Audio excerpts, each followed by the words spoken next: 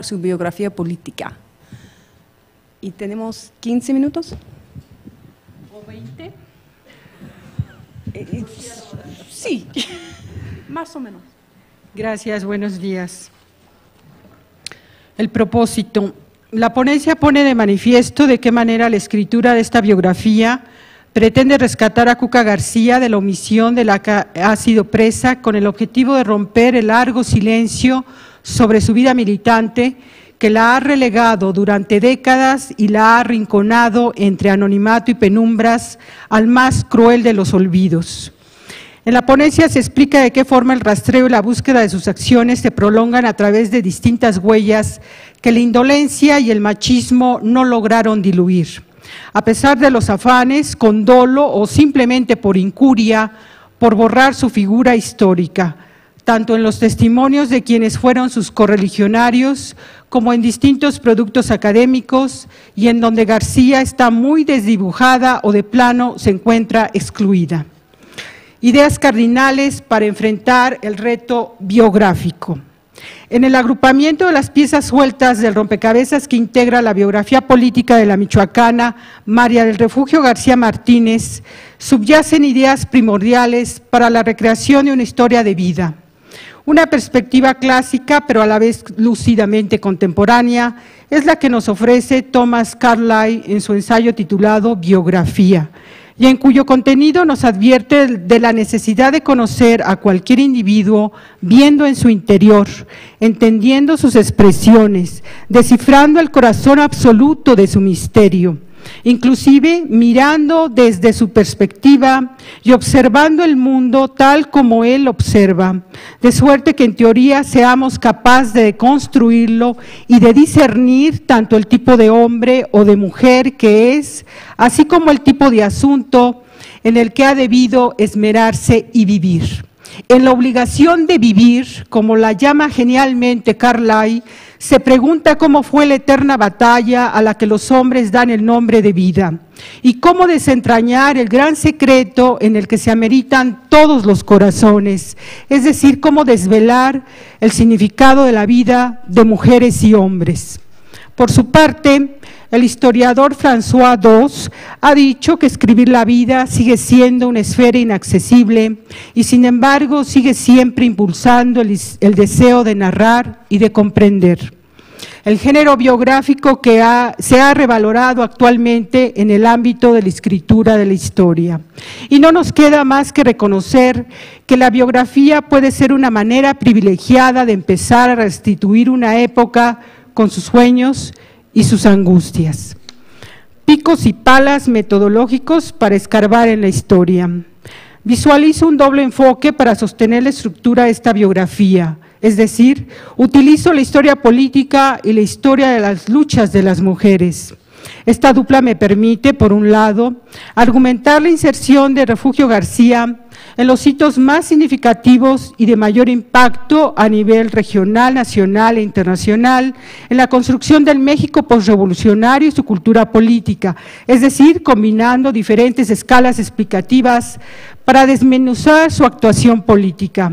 Por el otro, exponer de qué manera tejió su propia vida, es decir, su vitalidad femenina, y cómo nació y creció su conciencia como mujer revolucionaria en las filas del maderismo y del carrancismo en un primer momento y posteriormente en el alba fundacional del Partido Comunista Mexicano, con una larga militancia en su seno, compartida paralelamente y no sin serios obstáculos y dificultades con su lucha a favor de la reivindicación social de las mujeres. Además, en la construcción de la biografía exploro algunas reflexiones, sobre todo las realizadas por Gabriela Cano, quien se cuestionó, cito, sobre si era posible hacer la historia de las mujeres y la política en México. Y desde luego su respuesta se refiere al hecho de que, cito, no se trata de exagerar el protagonismo de las mujeres o de inventar personajes que no existieron, sino de profundizar en los procesos que construyeron la política como un espacio masculino que, por definición, excluía o desalentaba la participación femenina. A todas luces, la historiografía mexicana se ha inclinado repetidamente por narrar los hechos de los hombres, anulando las acciones de las mujeres. Por tanto, Cuca García debe integrarse a la memoria histórica de Michoacán y de México con la idea de que reconocer el papel del individuo en la historia no significa explicarla como una sucesión de actividades individuales, sino establecer las relaciones del personaje en su ámbito temporal. Exhibir las estrategias de identidad en su espacio público y privado, poner de manifiesto sus prácticas y su imaginario político y explicar su actuación y su acción en determinadas redes políticas y sociales para el impulso y la concreción de sus demandas específicas, lo que significa poner de relieve los 3 niveles de integración y de valoración de su propia existencia: su conciencia política, su conciencia de clase y su conciencia feminista. Para superar la invisibilidad en el caso concreto de García, el abordaje de su perfil biográfico ha presupuesto resolver en la marcha de su confección varias problemáticas de índole metodológica para recuperar su recia voluntad rebelde, su práctica política como mujer revolucionaria, los hitos más significativos de su vocación como feminista y como luchadora y agitadora social en la militancia comunista. En la formulación y en el rescate de dichos elementos vale la dimensión metodológica de la que nos habla Joan Scott y que, cito, consiste en hacer de las mujeres el foco del cuestionamiento, el tema de la historia, un agente de la narrativa, tanto si es una crónica de acontecimientos políticos o si es un recuento más analítico del desenvolvimiento de procesos de cambio social a gran escala. Mi andamiaje metodológico estaría incompleto si mi investigación no hubiese ponderado las carencias que presentan los estudios sobre el comunismo en México, corriente política de la que García llegó a ser un cuadro dirigente. Barry Carr, por ejemplo, reconoce la necesidad de enfrentar nuevos desafíos para alcanzar un acercamiento de mayor complejidad del fenómeno del comunismo y propone la elaboración de análisis de figuras de actores protagónicos cuyo papel fue significativo en la construcción del comunismo mexicano y la indagación sectorial y de grupos como fueron los casos de los cuadros femeninos. Además, enlista algunos personajes relevantes en la historia del PCM que aún no han sido estudiados. Del sector femenino solo menciona a Concha Mitchell, sintomáticamente no hay alusión alguna a Refugio García. Rogelio Vizcaíno y Paco Ignacio Taibo II han contribuido a la visualización de los comunistas ofreciendo una tipología para delinear a los activistas denominados rojos, muchas de cuyas características comparte Refugio García, como la relevancia de su práctica sindical en el centro de su proyecto revolucionario, su activismo en defensa de la lucha gremial y la difusión de sus ideas en la prensa obrera y sindicalista. El mismo Paco Ignacio Taibo II se esforzó por abrir un espacio, aunque breve, a las mujeres comunistas, entre ellas a Refugio, dedicando un apartado de su obra Bolcheviquis al llamado feminismo rojo. En tanto, la investigación realizada por Natura Olivé constata que cuando se habla del PCM, la presencia de la mujer nunca se hace visible. Ocasionalmente se mencionan algunos nombres, pero no como una manera de mostrar la actividad de la mujer, ni tan siquiera su presencia dentro de la organización, sino por simple casualidad. A todas estas omisiones añado inquisiciones puntuales que no deben dejarse de lado. ¿Qué sentido tuvo para Cuca y sus compañeras su militancia comunista? Se sabe que su participación partidista se entrelazó con el reconocimiento de su propia problemática femenina, pero su actuación se vio obligada a responder a la disciplina del partido, es decir, a sus líneas estratégicas y no a su condición de mujer. Y ella misma, ¿de qué manera asumió personalmente su relación de pareja con Manuel Díaz Ramírez, destacado dirigente del Partido Comunista? ¿Esa relación le dio soporte para redoblar sus tareas partidarias? Estos cuestionamientos son parte del escrutinio profundo que se requiere para abordar el genio de Refugio García. En búsqueda de las fuentes. Para armar todas las piezas del perfil biográfico de Cuca García, he requerido, en primer término, realizar una lectura atenta a distintas historias en cuyos contenidos se hace referencia a algunos tramos de la trayectoria de la michoacana. Y en la recopilación de fuentes, mi auxiliar aquí presente, Alfredo Herrera López, ha venido realizando una tarea que de ninguna manera ha sido ágil, sino más bien azarosa y llena de obstáculos, debido al ocultamiento en que se ha mantenido la figura de García, propiciando que resulte difícil localizar los documentos y los testimonios precisos para cubrir las numerosas lagunas que presenta su biografía. Esta labor por momentos se ha complicado y ha resultado frustrante porque las pistas seguidas no siempre conducen a la localización de fuentes provechosas y útiles. Por estas razones es que también me he visto obligada a encontrar refugio en los silencios, en lo no dicho por las fuentes, es decir, leer entre líneas y descubrirla en lo implícito. El recuento de las fuentes puede dividirse en documentos personales y en documentos públicos. Los personales están integrados por su fe de bautizo, el expediente de refugio como veterana de la Revolución Mexicana, su correspondencia personal, el documento titulado Datos biográficos de María del Refugio García Martínez, escrito de su puño y letra alrededor de abril del 37, y testimonios personales y fotográficos. Dentro de los documentos públicos se encuentran correspondencia política, informes y solicitudes de carácter educativo, agrario y social, artículos y ensayos periodísticos, informes y dictámenes sobre las condiciones de las mujeres trabajadoras, conferencias e intervenciones públicas de carácter partidario, testimonios y acciones de grupos femeniles en relación con el liderazgo de García y testimonios de sus compañeras feministas y correligionarias. También las páginas de la prensa revelan la evolución de su praxis revolucionaria y sus batallas feministas.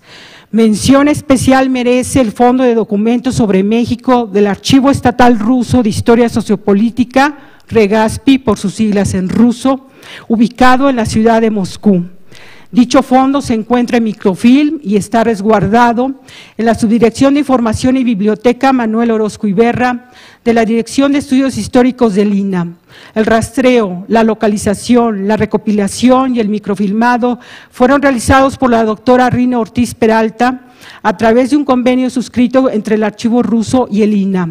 La doctora Ortiz generosamente me proporcionó la transcripción de numerosas cartas personales de Refugio García enviadas a su amigo Edgar Boch, dirigente del Internacional Comunista, así como fotocopias de informes suscritos por ella como dirigente comunista al frente de la Secretaría Femenil del PCM, dirigidos al Secretariado Femenil del Internacional Comunista en 1928, y dictámenes realizados por Cuca sobre la situación de las mujeres en México en su calidad de miembro de la Comisión Mexicana, del Secretariado Latinoamericano, de la Internacional Comunista, durante su estadía en Moscú entre 29 y 30.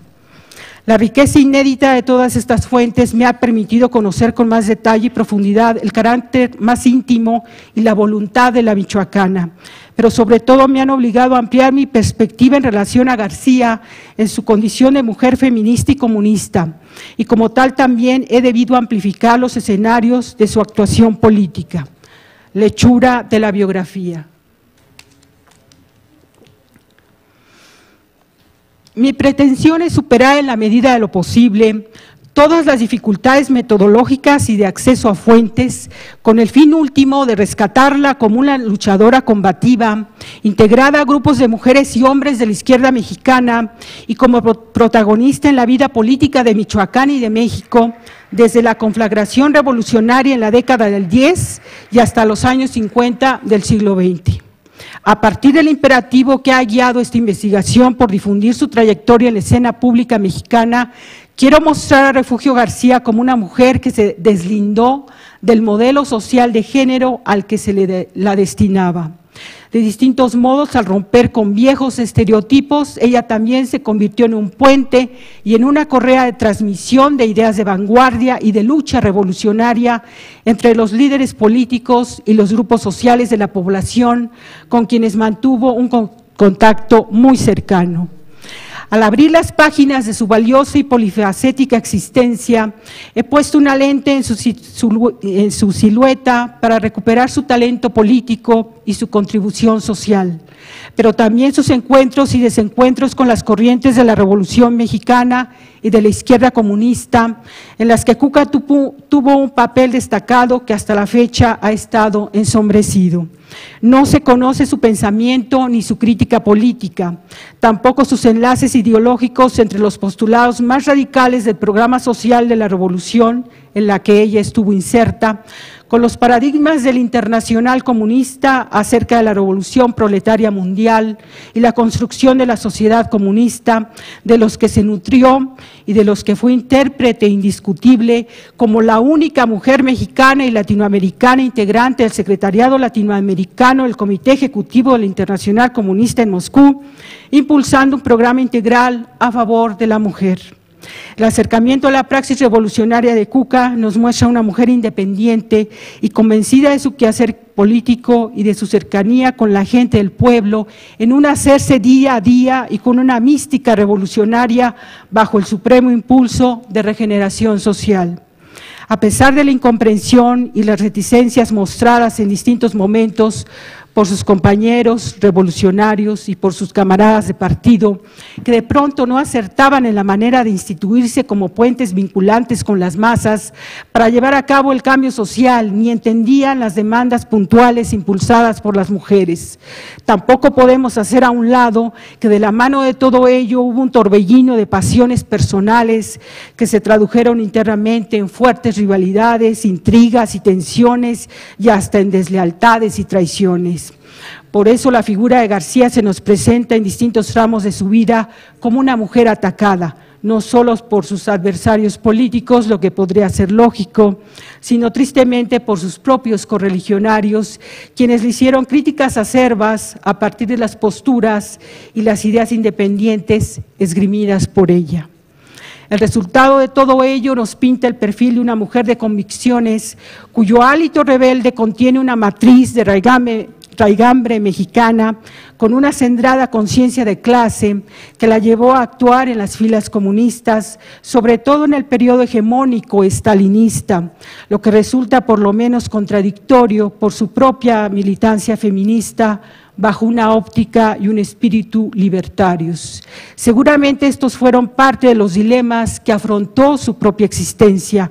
Cómo se resolvieron o se expresaron todas esas contradicciones y esos fuertes antagonismos en las múltiples caras de su aliento vital. Ya Elvira Concheiro hace una primera llamada de atención con respecto a comunistas que nunca concibieron su militancia más que en plena libertad para expresar sus convicciones, al margen de que estuvieran o no en la línea del Internacional Comunista o de sus partidos.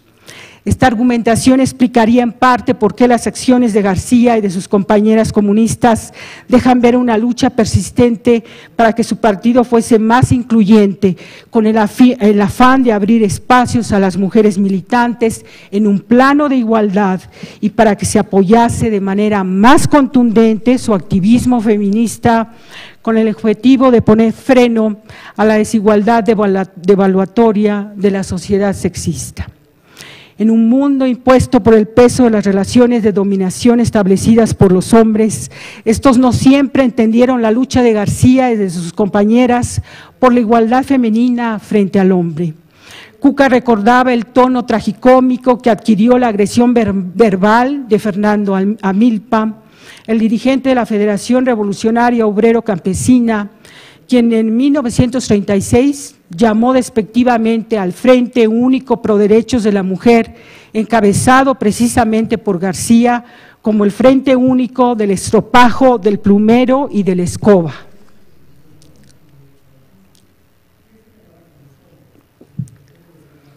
Vilipendiadas y discriminadas, inclusive por sus propias camaradas, Cuca y una playa de mujeres de vanguardia defendieron a capa y espada sus exigencias de equidad e igualdad para la mujer trabajadora. Además, las estaciones de tránsito en la vida de García estuvieron asediadas políticamente por la estigmatización y la carga ideológica que supuso ser una militante comunista. lo que a la postre la mantendría siempre en la delgada línea de la exclusión y la marginalidad social. Se añade a todo ello el peso moral que significó para Cuca su expulsión del Partido Comunista durante la crisis de marzo del 40, cuando fue eliminada la dirigencia de Labor de Icampa. Con seguridad, el doloroso trance de la purga impuesta repercutió en la supresión y en el olvido a los que su imagen y su figura fueron sometidos durante décadas, a pesar de que ella siguió vinculada a las causas de la izquierda, primero en la estructura partidaria marginal del Partido Obrero Campesino de México a fines de los años 40 y posteriormente durante la primera mitad de los años 50 en la Federación de Partidos del Pueblo Mexicano, y en cuyas filas enriquistas destacó como dirigente de su ala izquierda, creyendo con fervor en la vuelta del radicalismo cardenista. Comentario final. Para cerrar estas reflexiones, debo refrendar el punto de vista de Plutarco, el autor clásico, quien en su obra Vidas Paralelas afirmaba: no escribimos historias, sino vidas. Este ha sido el sentido de voltear la mirada a María del Refugio García Martínez, pues resulta un mirador privilegiado para entender las luchas políticas y sociales de la época, a la vez que es ejemplo para quienes siguen manteniendo vivos sus ideas de revolución social. A través de su pensamiento político, hizo coincidir su determinación personal con la voluntad colectiva de toda una generación que fue actor clave en medio de la conmoción revolucionaria. Nunca se deslindó de sus primeros ideales revolucionarios, pero fue tejiéndolos, asimilándolos y transmutándolos con sus acciones y con sus palabras a la praxis de la izquierda mexicana de la primera mitad del siglo XX. Las acciones políticas de García resultan un buen ejemplo de la hibridación y amalgama de las ideas radicales de la Revolución Mexicana con el bagaje ideológico comunista que exaltaba la nueva era de la revolución bolchevique. Paradójicamente, la michoacana y sus correligionarios nunca vieron llegar la aurora de la insurrección mundial. La muerte alcanzó a Refugio García a los 84 años, el 16 de julio de 1973, lamentablemente sin ningún reconocimiento y en condiciones de miseria. Así, el odio, la indiferencia, la incomprensión, pero sobre todo el desamparo y la ingratitud han sido las auténticas lápidas que han cegado la memoria de una vida por la causa de la revolución. Sin embargo, la muerte nunca es el fin de una historia. De ahí la imperiosa necesidad de rescatar la figura de García como una combativa feminista en la vanguardia de la lucha por los derechos políticos y de ciudadanía de las mujeres mexicanas de la primera mitad del siglo XX. Contra el ocultamiento y la invisibilidad, la participación de las mujeres persiste en la memoria de las personas, y agregaría que también en el imaginario como creación social, mediante la cual el pasado se instituye y se proyecta en el presente como una forma de reconstrucción colectiva.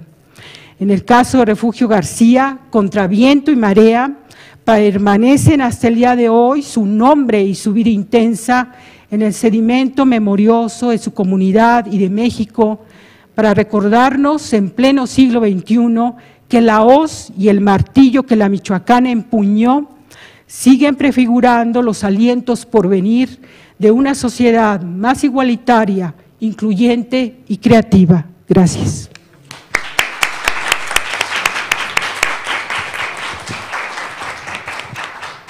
Gracias. Y seguimos con Ana María del Socorro García García, de la Facultad de Historia en la Universidad Veracruzana.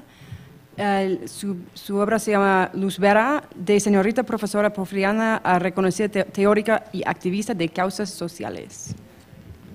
Gracias, buenos días.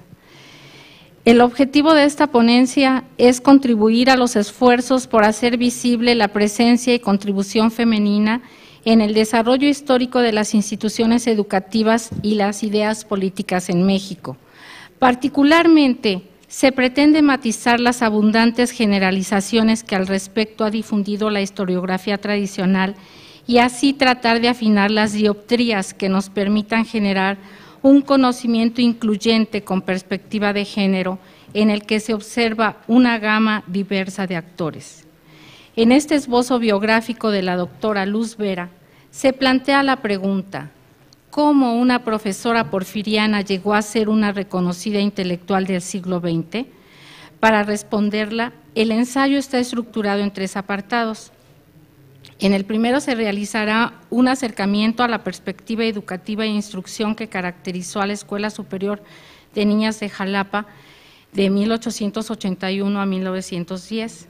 En el segundo se hará una revisión de cómo incidió la formación académica proporcionada por esta institución en una de sus más destacadas alumnas y cómo Luz Vera llegó a ser una reconocida e incansable activista de las causas sociales que la sensibilizaron, es motivo del tercero. Este acercamiento a la vida y obra de Luz Vera no solo nos deja ver sus aspiraciones de aprendizaje y desarrollo académico e intelectual, también abre una ventana para que nos asomemos a los cambios que experimentó una generación de señoritas veracruzanas, al transitar de un régimen que quizás muchas de ellas percibieron como una bella época a un periodo de vertiginosas transformaciones en los ámbitos tanto de su vida pública como privada. Las fuentes que se utilizan en este ejercicio biográfico son los documentos resguardados en el Fondo México Independiente del Archivo Histórico Municipal de Jalapa, además de los registros históricos de la hoy Escuela Industrial Concepción Quirós Pérez y los documentos personales de la familia Vera de Córdoba. En este ejercicio, el principal reto es, a partir de la información obtenida en los testimonios recuperados, cómo construir una historia de vida significativa, es decir, sin ser atrapada por la personalidad de la maestra Vera y no ir más allá de la fuente o, en el caso contrario, elaborar una reconstrucción que pierda su riqueza y densidad por tratar de ser objetiva. La ponencia se encuentra orientada metodológicamente por las propuestas de investigación y escritura que han realizado Pilar Ballarín Domingo, la doctora Gabriela Cano y François Dos, respecto a los temas de género y la escritura de una biografía o historia de vida, para tratar de no caer en la tentación de la oposición o victimización de las mujeres frente a los hombres, ni exagerar el protagonismo histórico ni masculino ni femenino, antes bien, afinar las dioptrías para entrelazar la vida de las mujeres con la de los hombres que se entretejen en diferentes ámbitos de la vida social, política y cultural del México, de la transición del porfiriato al periodo posrevolucionario. Nos concentramos en una señorita profesora veracruzana del porfiriato, que no egresó de la Escuela Normal Veracruzana, sino de la Escuela Superior de Niñas de Jalapa. Partiendo de la sugerencia de François Dos, a lo largo del texto se tratará de no concentrarse tanto en su vida biológica, sino en sus obras y aportaciones tanto académicas como sociales. La larga vida de Luz Vera, que inició en Alto Tonga, Veracruz, el 30 de diciembre de 1881 y concluyó en la Ciudad de México en noviembre de 1967, es un engarce entre dos épocas, el porfiriato y el periodo posrevolucionario. En esas largas 8 décadas, esta destacada profesora fue testigo y protagonista de las transformaciones que experimentó el sistema educativo mexicano, por ejemplo, la llegada y desarrollo de la pedagogía positivista, la política de centralización educativa porfiriana, las misiones culturales postrevolucionarias, así como la búsqueda de ideales de justicia y mejoramiento social. Durante toda su labor educativa, la profesora Vera estuvo muy preocupada y ocupada con las personas de la clase baja, pues aunque no fue partidaria de la polarización ni de la lucha de clases, consideró que ellos eran los que necesitaban mayor atención para estimularlos a integrarse al proyecto común de la nacionalidad mexicana. Es muy comprensible esta preocupación que la marcó desde sus momentos iniciales de su vida académica, que coincide con el periodo en el que el régimen porfirista encaró la necesidad de instruir a un pueblo que en su mayoría era analfabeta y por lo tanto se encontraba ajeno a los proyectos nacionales. Para realizar una aproximación a la labor educativa de Vera, se ha recurrido a su obra escrita referente al ámbito educativo. Desafiando los convencionalismos de su época, Luz Vera quiso demostrar que sus méritos como profesora iban más allá de las características de su sexo y sus dotes maternales, y por ello buscó transmitirles a sus educandos valores como la participación activa, el trabajo en equipo, la unidad nacional. Su incansable labor docente también estuvo permeada por la idea que desde el porfiriato se difundió. La educación era el único medio para insertar a México en el camino de la civilización y el progreso, y que se reforzó con la ideología posrevolucionaria, en donde se consideró un importante instrumento para promover el mejoramiento social de las clases más bajas. Por ello, además pugnó porque la escuela fuera una institución de interés humano, un centro social y cultural que formara seres conscientes y no solo trabajadores, para generar entre los alumnos el sentido de la responsabilidad colectiva para procurar el bien social y no solo el individual. En otras palabras, que no solo se impulsara la enseñanza industrial, sino que se generaran las condiciones básicas para el desarrollo humano. Gracias. Impregnada por este discurso, Vera trabajó por la educación no solo en su estado natal, Veracruz, sino también inmigró a la entidad vecina Puebla, y luego luchó por consolidar una carrera en el magisterio, desde el nivel primario, pasando por la secundaria e incluso el universitario.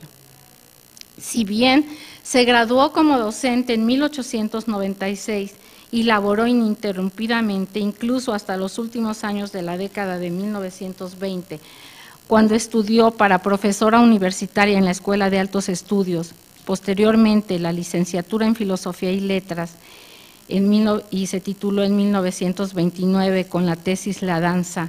Para 1932 obtuvo el grado de maestra en Filosofía y Letras y para 1934 se graduó como doctora en la misma área y para esta importante ocasión redactó una tesis intitulada Psicología del acto heroico. En este subapartado es pertinente destacar dos momentos muy importantes de la doctora Vera que son muestra de la calidad y entrega a su profesión.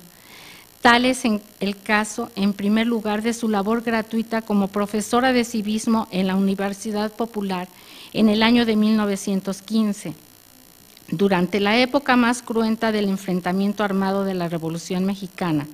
Y la otra es su labor como profesora misionera en Plan de Arroyos, Veracruz, en 1922, donde su experiencia le permitió idear y elaborar su propio método de enseñanza de lectura en 20 lecciones y guía para el maestro que posiblemente haya sido utilizado en otras misiones culturales e incluso en la escuela nocturna para obreros.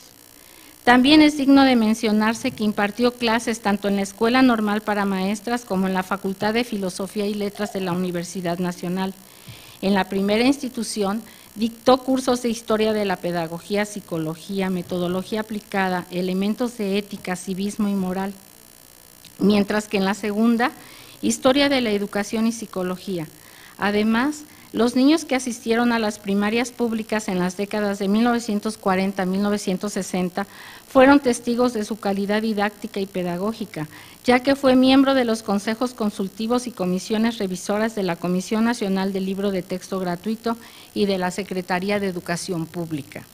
Su compromiso con los menos favorecidos también está presente en este ámbito, pues la vimos no solo organizando un centro cultural en la Casa del Obrero en Puebla, sino haciéndose responsable de las labores de alfabetización de 2 casas hogar e incluso estar al frente de los trabajos de la Casa del Estudiante Indígena de la Ciudad de México.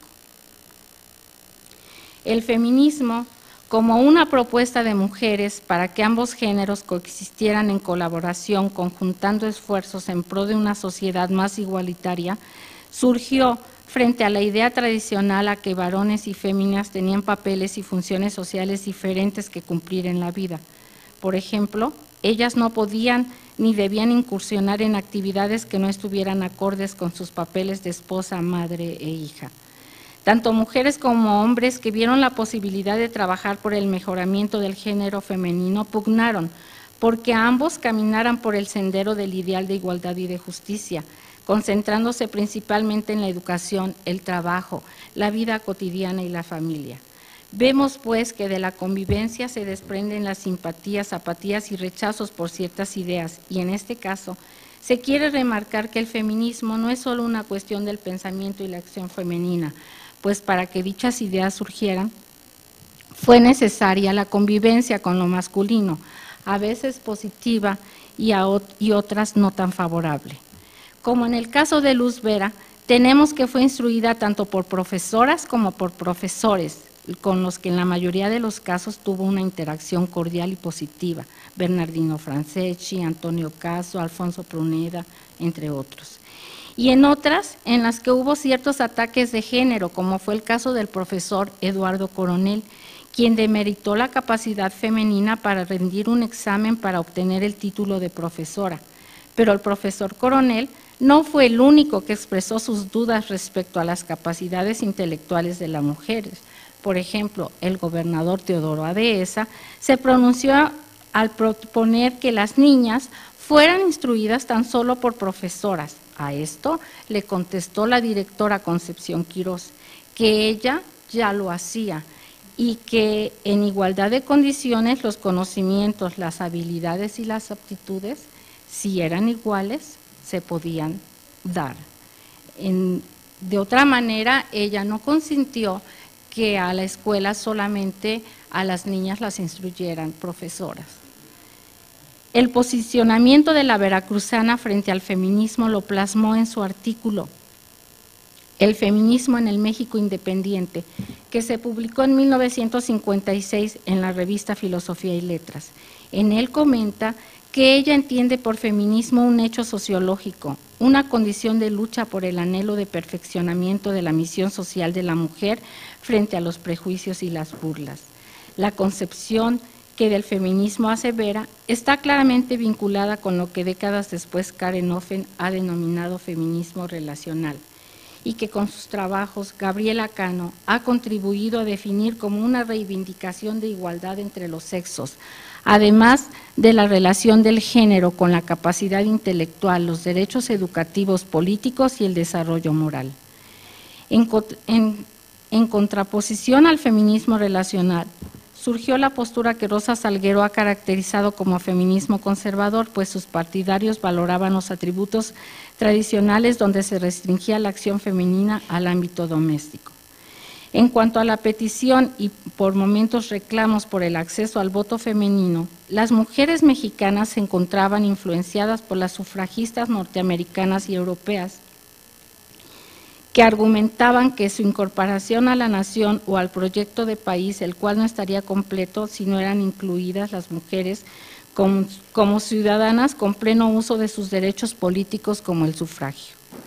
Para hacer presión en el ánimo de las autoridades, las mujeres en pro del voto de sus congéneres se organizaron en clubes, ligas e incluso celebraron congresos, encuentros y asociaron con otros grupos para hacer alianzas de intereses, como fue el caso de la Confederación Regional Obrera Campesina, en donde Luz Vera en una reunión representó a las mujeres trabajadoras del Café de Córdoba.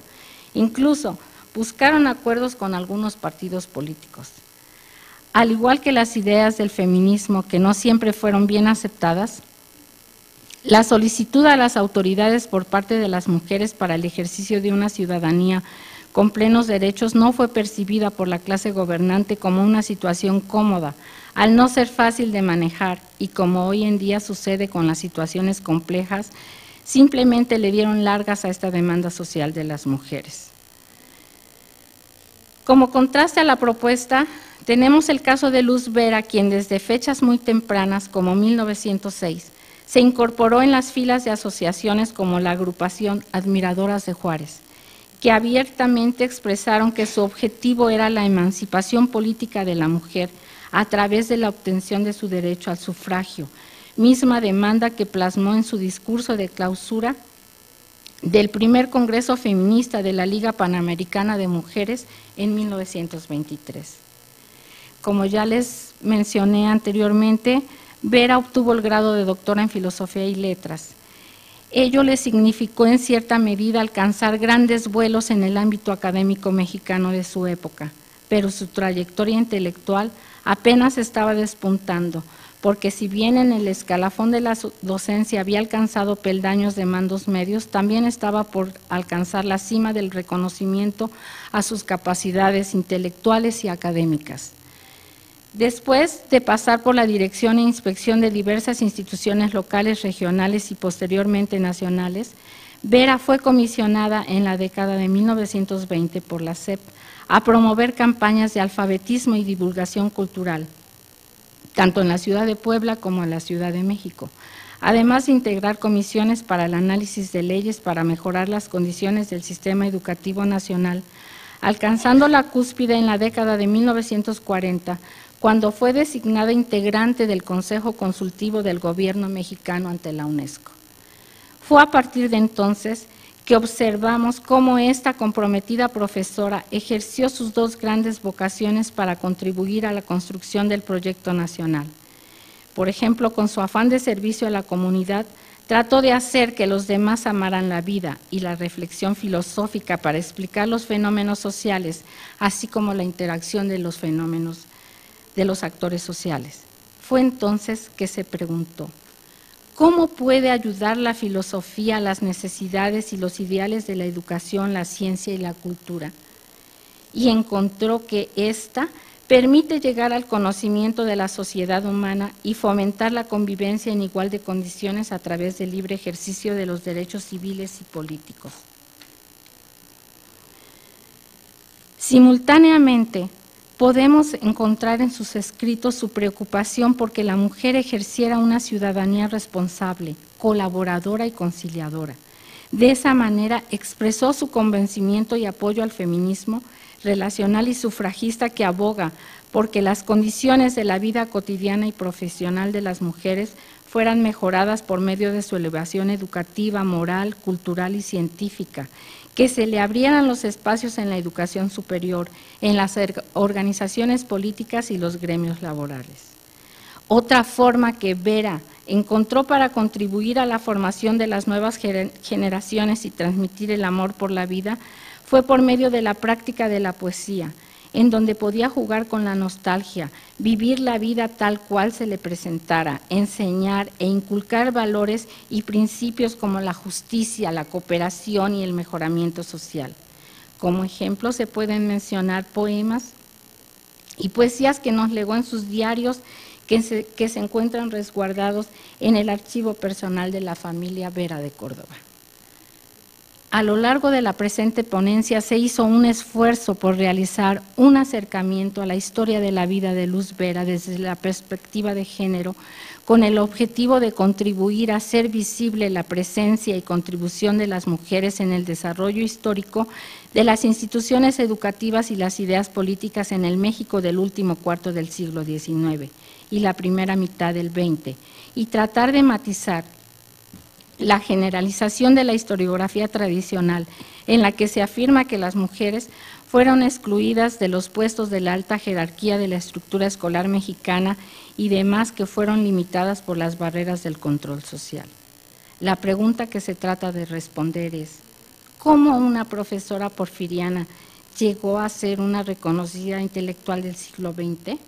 Y para contestarla se estructura una respuesta en tres fases. En la primera se describe un poco el tránsito de la enseñanza tradicional y moderna en la que Luz Vera se inscribió como alumna en la Escuela Superior de Niñas de Jalapa, donde se formó con las técnicas de enseñanza objetiva, el método fonético de lectura y escritura, sin olvidar la novedad de la época, la pedagogía, que se presentó como un instrumento moderno para posibilitar el proceso de la enseñanza-aprendizaje.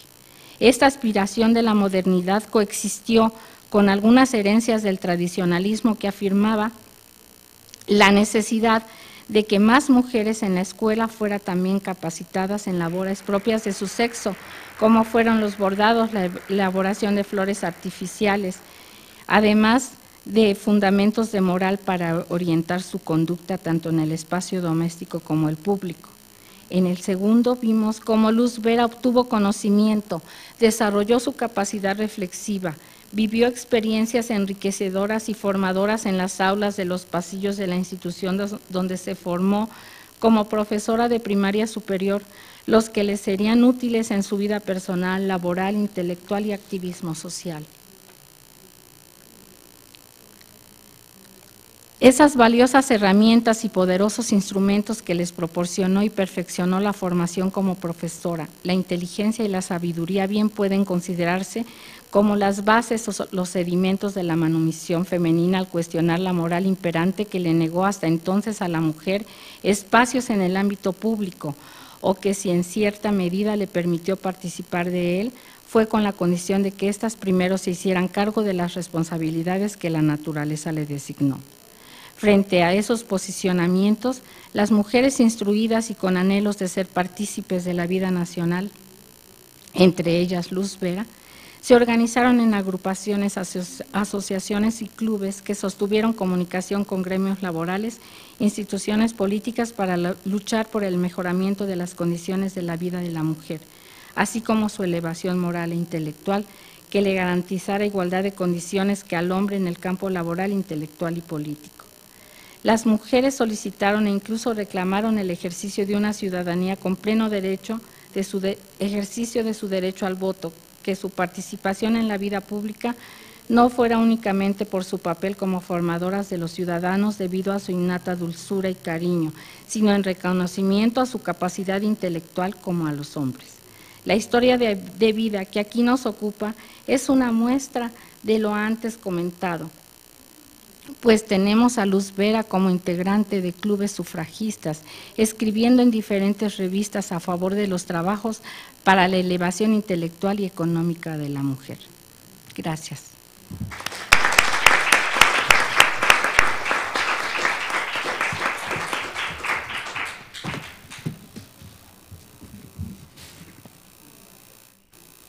Gracias. Ahora tenemos una ponencia leído por Rosa María Hernández Ramírez, de un ensayo escrito también con Graciela Isabel Badía Muñoz y Aristeo Santos López, todos de la Universidad Autónoma del Estado de México. La ponencia está intitulada Una maestra institutense y emprendedora, Elena Cárdenas.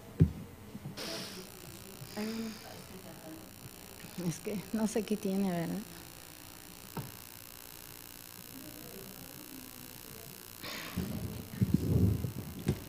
Gracias. Bien, buenas tardes, buenos días, perdón. Sí, tardes ya. Vengo a compartir con ustedes un primer acercamiento, porque es un trabajo que todavía está en construcción, pero que hemos estado tratando de complementar en la Universidad Autónoma del Estado de México, en relación a la labor de una mujer nacida,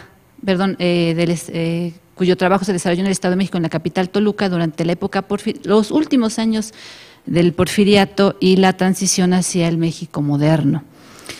Quiero agradecer en primer lugar a la doctora Gabriela Cano y a su equipo las atenciones para el desarrollo de este coloquio. Muchísimas gracias, de verdad, tan eficientes para… Sí, ahorita le trato de… Gracias. Para que se traigan unas proyecciones. Quiero decir también que este es un estudio apenas preliminar, estamos armándolo y por tanto es un discurso un poco más narrativo acerca de la vida de esta mujer, que comenzó cuando nos planteó el gobierno del Estado hacer un libro en torno a mujeres ilustres del Estado de México. Entonces nos fuimos a buscar mujeres del Estado de México distinguidas y por ahí recordamos la existencia de una academia secretarial que duró todo el siglo XX y hasta los años 70 en la ciudad de Toluca. Y nos preguntábamos por qué se llamaba Elena Cárdenas, quién fue Elena Cárdenas, y nos llevó así rastreando y nos preguntamos, bueno, ¿y la historia de las secretarias? ¿Quién la ha escrito?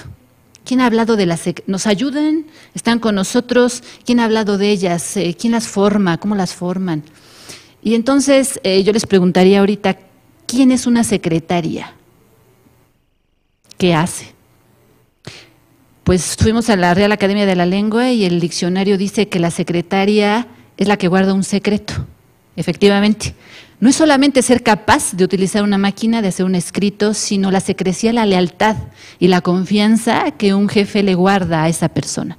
Entonces, la formación de las secretarias va más allá de un saber técnico, va más allá de un saber intelectual, de saber taquigrafía. Entonces fuimos rastreando, como decía, es en construcción. Ahorita les vengo a narrar un poquito la vida de Elena Cárdenas, pero esto nos ha llevado por diversas vertientes, ver su libro, ver el método que ella creó, que ahorita les voy a platicar. Pero tuvimos un golpe de suerte cuando encontramos un descendiente de ella, un sobrino nieto que guardó su archivo personal, valiosísimo, por cierto, con fotografías, con cartas personales, con felicitaciones. Y eso nos abrió un panorama a una mujer que, creo yo, firmemente rompió paradigmas de su época. Le pusimos al título emprendedora, que podría ser un título neoliberal del siglo XXI de quien hace una empresa, pero que créanme que para esta mujer que incluso logró patentar un método, yo creo que es más que pertinente, yo creo que la llena. Y entonces, y también institutense. ¿Por qué institutense? Porque en el Estado de México, la ahora Universidad Autónoma del Estado de México, de donde venimos, era el Instituto Literario, Científico y Literario del Estado de México, como ustedes recuerdan, y que compartimos igual que otros institutos de otros estados. Entonces, muchas gracias. Vamos a ir pasando aquí hacia abajo, sí, por favor. Entonces, como les decía, les vengo a platicar la vida de Elena Cárdenas. Esta nace, como decía, en la ciudad de Toluca, en la época porfirista, una Toluca todavía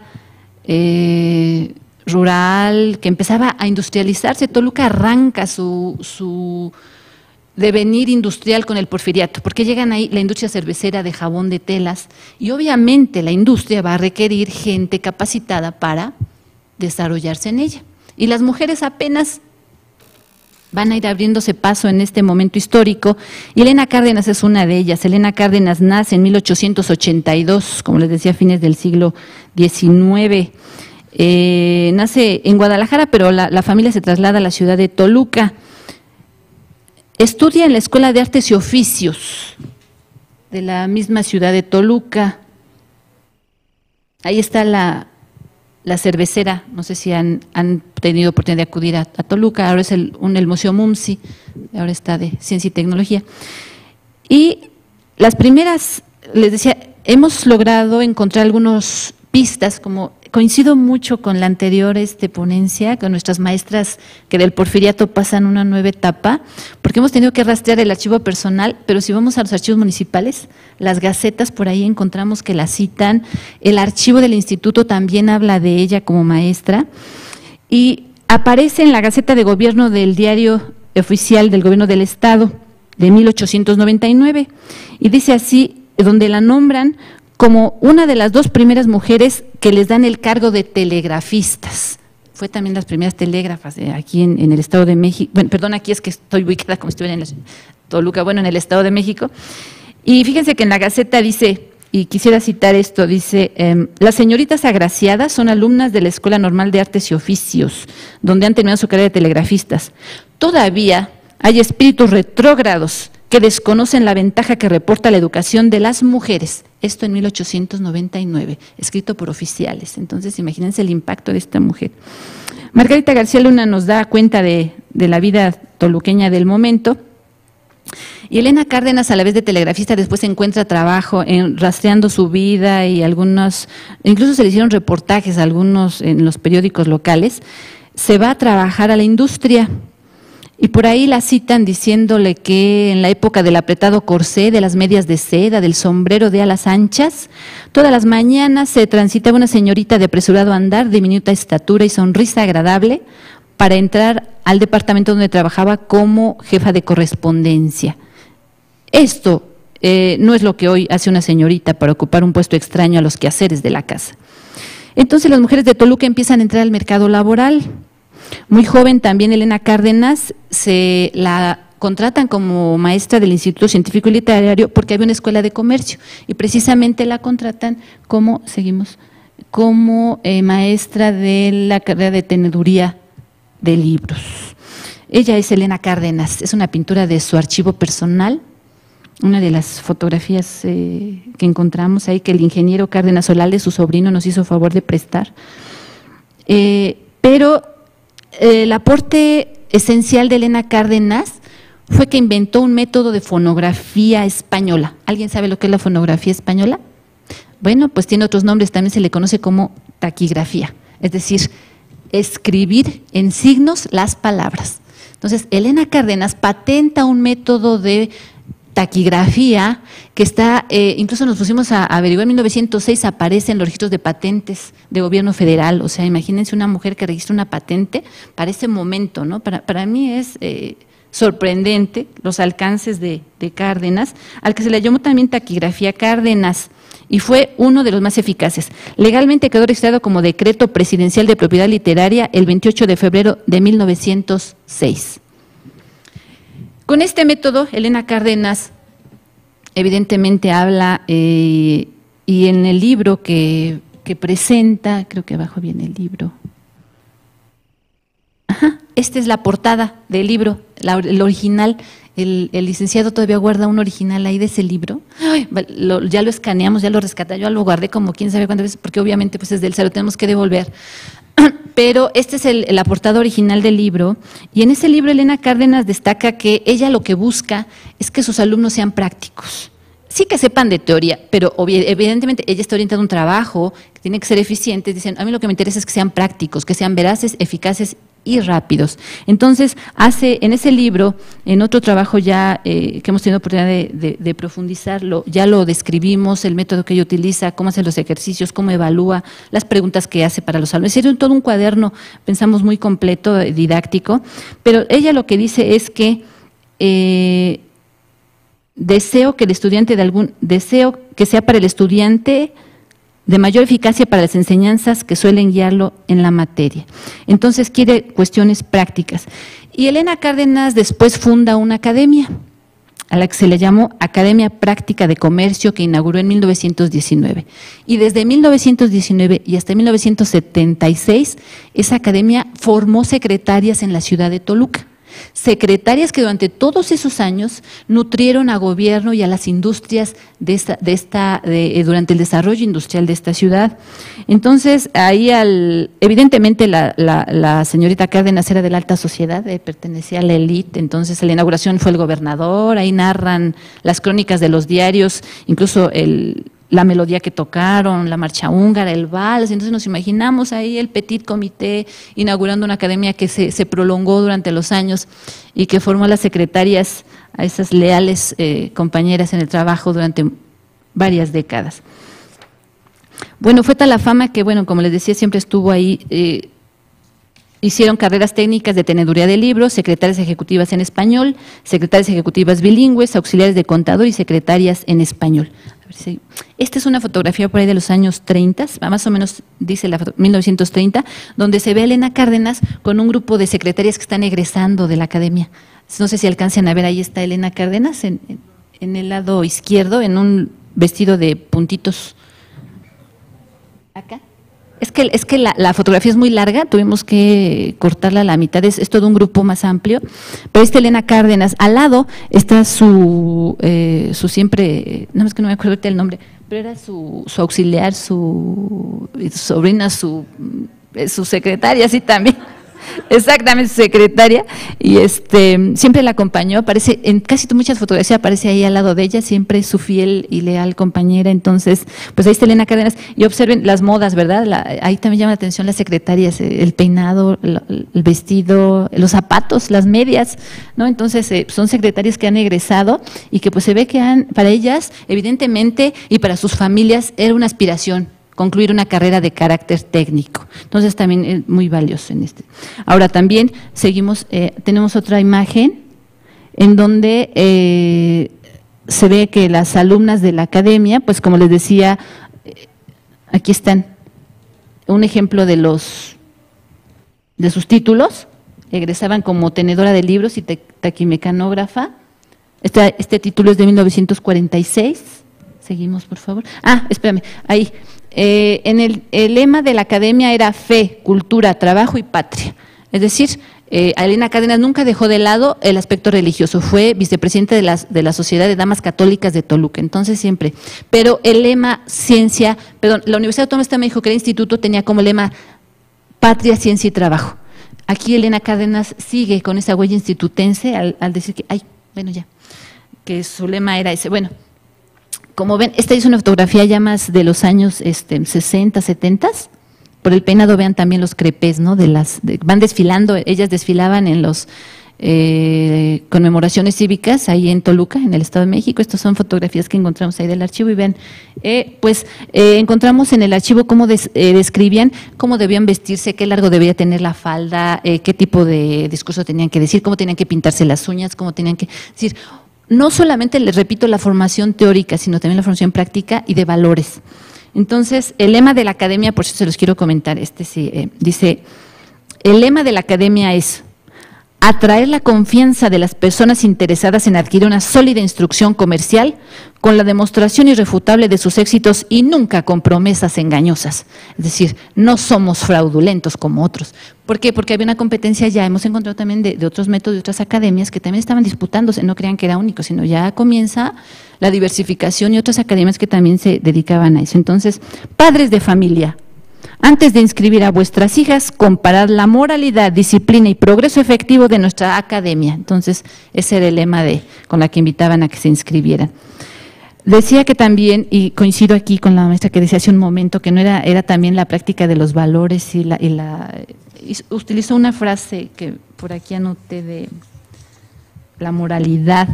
Ella también daban esa formación a sus egresadas y organizaban unos cursos, por ejemplo, uno de los cursos se llamaba Dulzura de Carácter.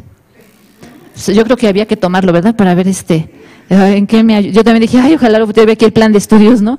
Ver cuáles eran las competencias que se tenían que lograr en ese momento con dulzura de carácter. Bueno, el acervo privado también y como estamos hablando en la mesa de cuestiones de historia, cómo historiar las biografías, si se me permite el término. Encontramos cartas de gente que felicita a Elena Cárdenas y a su academia por los logros y por la taquigrafía que se hizo. Y, por ejemplo, hay una que aquí transcribimos de Julián Carrillo. Julián Carrillo, no sé si recuerdan, el autor del Sonido 13, que felicita a Elena Cárdenas y le dice que está sorprendido de la versión taquigráfica de su conferencia, reciba mis felicitaciones. Bueno, aquí está más amplio, ¿verdad? Se lo estoy comentando brevemente para tener tiempo. Y pues es una de las más, la firma al cálcer original de Julián Carrillo, ¿no? Entonces, los alcances de las egresadas estaban revelando que parece que el trabajo de la maestra Elena Cárdenas efectivamente fue muy importante. También quiero decir que la maestra Elena Cárdenas, y por eso también le pusimos emprendedora, también al lado de la Escuela de Comercio, y pocos años duró, pero creó una escuela primaria para crear un sobrino. Aquí ven a los niños, a un salón, uno de los salones en los que por ahí viene su sobrino nieto del que estamos hablando. Este es solo para varones. Tenemos otra fotografía que desgraciadamente no pude encontrar. Hacían concursos con los niños, con las tecnologías de la información del momento, es decir, todos tenían su máquina de escribir y todos tenían que escribirlo más rápido. Para mí eso es tecnologías de la información y de la conexión de la época, o sea, niños de primaria que escribían más de 100 palabras por minuto, oigan, o sea, ¿dónde se ha visto? Y ahí está y hacían concursos y ahí salen los niñitos, primer, segundo y tercer lugar. Desgraciadamente no pude encontrar la fotografía, se las quería traer, pero bueno, es que ya luego, por eso no tengo secretaria, es lo malo que no me puede ayudar, si no yo le he hecho, búscamela.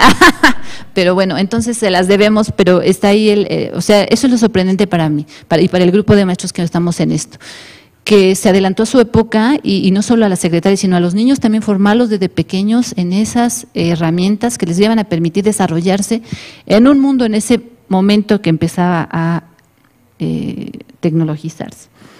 Bueno, esta escuela duró poquito, les decía, pero bueno, había niñitos de primero, de tercer año, alrededor de 20 alumnos, no fue mucho. Pero les decía también que formó parte de la Unión de Damas Católicas de Toluca. Una de sus, a ver, seguimos por favor. Una de las, ahí está Elena Cárdenas impartiéndole tutoría a su sobrino, como ven ahí están sus libros, vean sus zapatos, el niño ahí atendiendo la lección. Seguimos.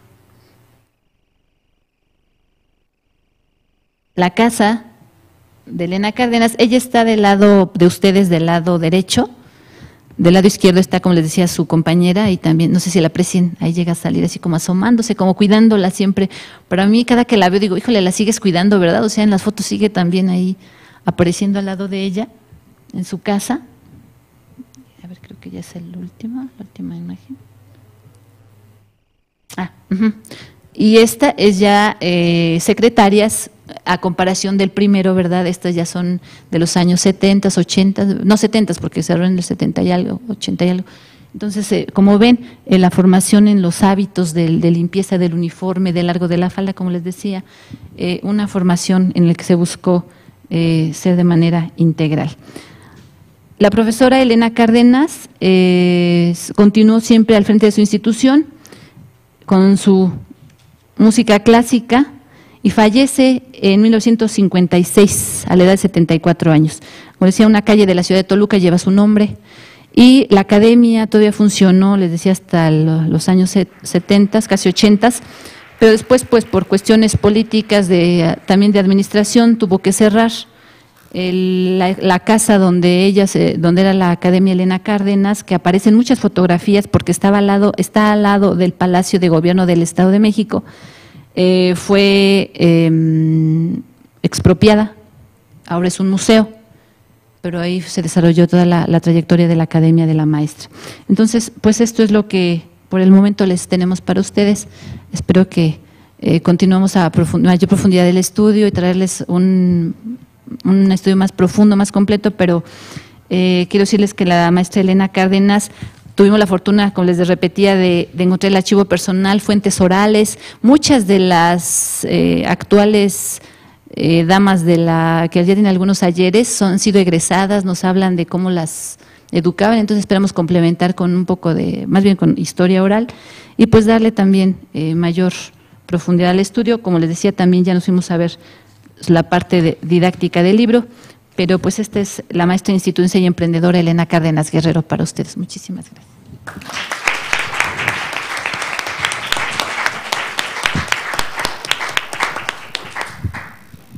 Pues gracias para 3 ejemplos muy interesantes de la dicha biografía nueva, que utilizan biografía para explorar un contexto histórico. En una ponencia reciente sobre su biografía de Pepe Zúñiga, Mary Kay Vaughan asemejó biografía nueva a la microhistoria, un enfoque que puede desafiar las narrativas dominantes y entendimientos populares. Las 3 ensayos aquí utilizan estrategias biografías así, para entender mejor las experiencias de la vida izquierdista, la vida intelectual y la vida profesional. Para dejar bastante tiempo para preguntas del público, voy a poner unas preguntas y comentarios a la mesa, y si queda tiempo, y supongo que no va a quedar tiempo, doy unas sugerencias mezquinas a cada autora. Mi primera pregunta a la mesa es, ¿por qué hay tanto interés en François II? Es un escritor realmente prolífico, pero se enfoca solamente en hombres intelectuales franceses. Michel de Certeau, Paul Ricoeur, Gilles Deleuze, Pierre Nora. Y para el biografía es el opuesto de la microhistoria. Es vehículo para la historia intelectual, de la historia de ideas. ¿Por qué es el marco analítico de II el marco que le sirve mejor? ¿Por qué no empieza mejor con la biografía feminista? Yo estoy más familiarizado con la literatura anglófona, pero empezaría con las obras de Carolyn Steedman, Joan Scott y Antoinette Burton, quien han utilizado la biografía más al propósito que ustedes tienen aquí. Un resultado de la influencia de François II, es que tenemos en estos ensayos más contexto y menos vida. Como escribe García García, partiendo de la sugerencia de François II, a lo largo del texto se tratará de no concentrarse tanto en su vida biológica, sino en sus obras y aportaciones tanto académicos como sociales. Pero me parece que perdemos mucho si no tenemos algo de la vida biológica. Es una mantra feminista que lo personal es lo político y de historiadores feministas que lo personal es también lo histórico. Y me parece que para tener más impacto, esas biografías deben incluir más de lo personal, de las vidas privadas, familiares, románticas, domésticas, sexuales, etc., de sus sujetos. Mi tercera pregunta es una pregunta no retórica. ¿Qué hacemos con las contradicciones biográficas? En el ensayo sobre Elena Cárdenas, por ejemplo, aprendemos que gestionó a tener sacerdotes para enseñar a la moralidad a sus alumnas y era la vicepresidenta de la Unión de Damas Católicas en Toluca, pero parece que en 1927, en plena rebelión cristera, dejó voluntariamente, pero no es claro, pero dejó voluntariamente que su escuela se incorporó a las escuelas oficiales dependientes del gobierno callista. Y jacobín, en serio. Las autoras aún describen la escuela como verdaderamente vanguardista. También Ana María García García asimismo describe Luz Vera en términos simultáneamente humanísticos y nacionalistas. Hablamos ayer de contradicciones parecidas un poco en la mesa sobre mujeres creadores y me parece que es un asunto crítico para los biógrafos de la biografía nueva. Sobre todo, si vamos a dejar de las biografías pueden modificar las narrativas dominantes, tenemos que tomar estas contradicciones en serio y considerar si nos hace repensar nuestros entendimientos recibidos. Mi última pregunta para la mesa entera tiene que ver con la periodización. Las tres mujeres discutidas en estas obras vivían entre los fines del siglo XIX hasta la mitad del siglo XX, pero apenas menciona la revolución en estos ensayos. Me recordó de nuevo de esta pregunta de Joan Kelly, si las mujeres tuvieron un renacimiento en los siglos XVI y XVII. Y me pregunto si las mujeres de veras tenían una revolución durante la Revolución Mexicana. Bueno, voy a poner unas preguntitas y sugerencias específicas a los autores y abrir para preguntas del público. El ensayo de Verónica Ollquión Solano se trata de la activista Cuca García, una figura muy importante en la historia de la izquierda mexicana, así como en la historia de la mujer. Quisiera leer más sobre su vida personal y familiar y es evidente que ha encontrado unas fuentes nuevas y estoy muy entusiasmada para leer la biografía entera. Por cierto, nunca había visto esta puntada de Fernando Milpa sobre el Frente Único pro Derechos de la Mujer y pensaba que había leído todo sobre el Frente Único pro Derechos de la Mujer. Realmente mi crítica principal de este ensayo es que me parece que quizás se exagera un poco la invisibilidad de Cuca García. Recuerdo bien leyendo de ella en el libro de Esperanza Tuñón, Mujeres que se organizan, que claro que ya conoces, hace 20 años, y era un furor muy importante ya hace 20 años, y en mi propio libro sobre mujeres en la época de Cárdenas. No hay duda que necesitamos una biografía, y va a ser muy importante, pero me parece que sí es un nombre conocido entre historiadores de la mujer de la izquierda, y esperamos con anticipación ansiosa para su libro. Por mi parte, hice un catálogo de todas mis fuentes sobre Cuca García para pasarle, y puedo pasar por email. Y hay bastantes fuentes, pero es muy difícil tener una biografía personal sobre ella, y eso me parece que va a ser una dificultad para escribirlo. El ensayo de Ana María García García se trata de Luz Vera, una mujer no muy bien conocida, pero también impresionante. Nos muestra a su ethos humanista que se desarrolló por décadas de conocimiento y de enseñanza. Para mí, su humanismo puse sobre el tapete dos asuntos. Uno es la pregunta anterior de la contradicción aparente entre el humanismo y el nacionalismo. El otro es sobre la relación entre el humanismo, con sus implicaciones para el liberalismo universal, y las concepciones múltiples del feminismo. En la antología reciente de John Scott sobre la fantasía de la historia feminista, en que nos exhorta a investigar las historias como surgen conceptos históricamente específicos de la diferencia sexual. En México, por ejemplo, vale la pena tomar en serio el feminismo maternalista, que se llama aquí feminismo conservador, pero no es conservador en el sentido de contra el liberalismo, y pienso que podemos hablar un poco, discutir sobre este tema. A propósito de este concepto, me pregunto si la descripción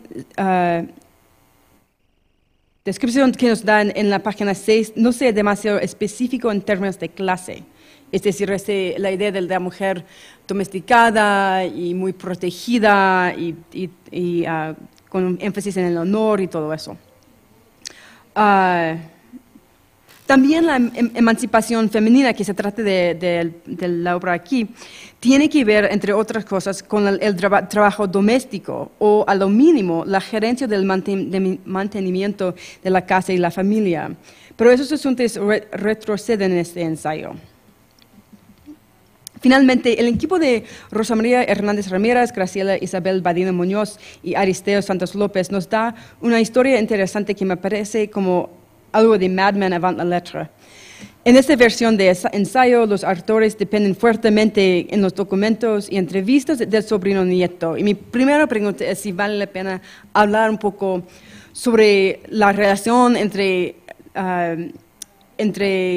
Luz Vera, sí. No, Elena Cárdenas, entre Elena Cárdenas y su sobrino nieto. Y también, ¿qué significa el papel para la procedencia de las fuentes? Los fuentes, digo. Unas sugerencias chiquitas, o quizás no. Quizás valdría la pena incluir un mapa en el ensayo y una discusión del concepto de espacio. Y digo eso solamente porque hay múltiples referencias a direcciones específicas de oficinas, escuelas, casas y todos. Y como yo no conozco muy bien a Toluca, es decir, no conozco a Toluca, no entendí exactamente el significado de las ubicaciones. Es decir, que parece que ocupa un espacio importante o significativo, pero... Gracias. Y además, igualmente, a mí me gustaría tener más análisis de la procedencia y los propósitos de las fotos, que son muy interesantes. Y la última foto de ella en la casa, que está en color, ¿no? Pero quizás de un año muy temprano para fotos en color, me parece. Bueno, es que esa fotografía es cuando ya era grande, ya casi para... Ah, ok. De todos modos, todas esas fotos de las escuelas, de las alumnas, me interesan mucho y qué propósito tenían. Es interesante. Bueno, termino aquí para tener tiempo para el público, pero doy muchas gracias a las autoras para 3 obras muy interesantes. Muchas gracias.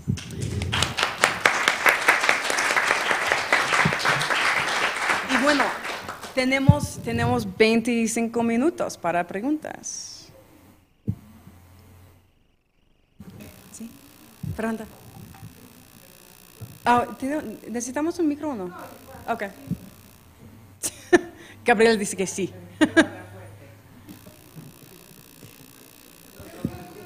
Ok. Está bien para mí, pero están grabando, ¿no?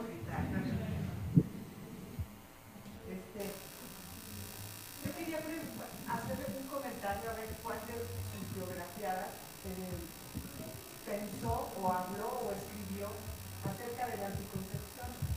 Yo estaba muy de acuerdo con lo que les dijo Jocelyn Olmos respecto a que me quedé con un poco de hambre de saber más acerca de las vidas privadas, porque somos chismosas y queremos tener datos más ricos, ¿no? Pero bueno, veo que son que están ustedes empezando o ahí va su investigación. Esperemos los libros pronto. Yo sí quisiera saber si Cuca García se refirió, porque sí al sufragio, pero nada sobre la anticoncepción, ¿tuvo hijos o no?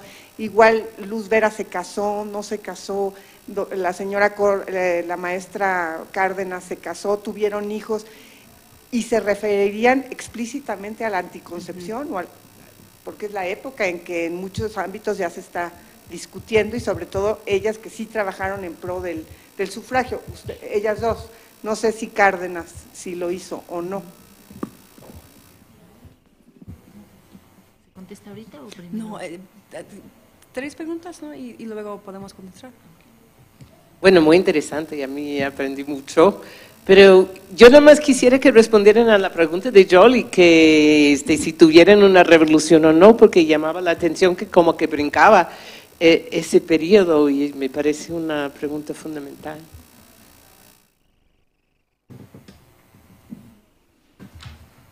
Pues toca el tema de secretarias y el pago es muy malo, ¿no?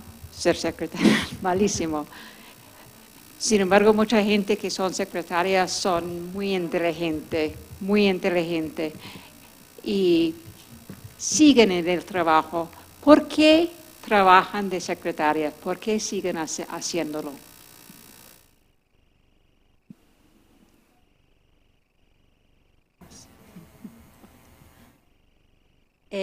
Quería expandir un poco en una sugerencia de Jolie también sobre el espacio, pero abrirlo un poco al nivel nacional. Me parece que la educación dio como un camino a la movilidad de la mujer por el país y entonces tenemos a Luz Vera, quien viaja de Veracruz a la Ciudad de México, a Elena Cárdenas también. Quería saber si podrían hablar un poco más del contexto histórico y la importancia o cómo se veía, cuáles eran las redes de movimiento, ¿no? Y cómo se hacían.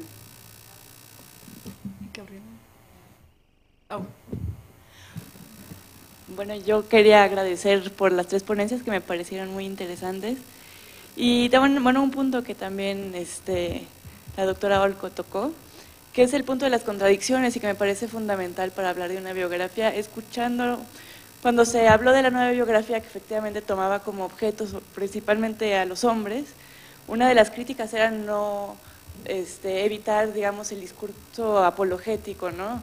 Descender un poco a las grandes personalidades, a ras del suelo, y a mí mi preocupación al escucharlas es si no hay un discurso demasiado coherente de estas personas, quizás demasiado heroizado, ¿no?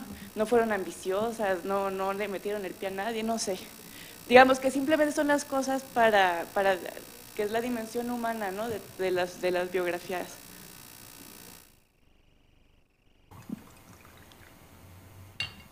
Bueno, yo tengo una pregunta para Verónica. Bueno, sí leí tu ponencia, ¿verdad? Y en la ponencia haces mención que Cuca García adoptó a una niña, ¿verdad? Y entonces esto va en relación a un comentario de Jolie. Muchas veces estas mujeres que tienen una larga trayectoria política, es muy difícil llegar a su vida privada, a sus sentimientos, ¿verdad? Porque se abocaron la mayoría del tiempo a la participación en la esfera pública, pero tal vez, y aquí va mi pregunta, que si has entrevistado a la hija adoptiva y qué relación hubo entre ellas, ¿verdad? Entre Cuca y la hija. Y, por ejemplo, un libro muy sugerente es el de Caroline Stedman Jones, ¿verdad? Que habla de la relación de ella y su madre, ¿verdad? Y en esta reconstrucción biográfica, autobiográfica, ¿verdad? Y bueno, ahí queda mi pregunta, ¿verdad? Y tal vez esa es una beta a través de la hija para que puedas entrar a estas cuestiones muy personales, ¿verdad?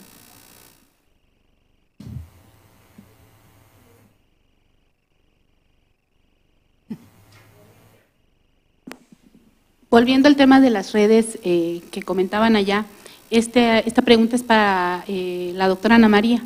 Yo he estudiado un poco el feminismo en Chiapas en el mismo periodo y encuentro similitudes entre las maestras, 2 casos en específicos, Fidelia Brindis y Florinda Lazos.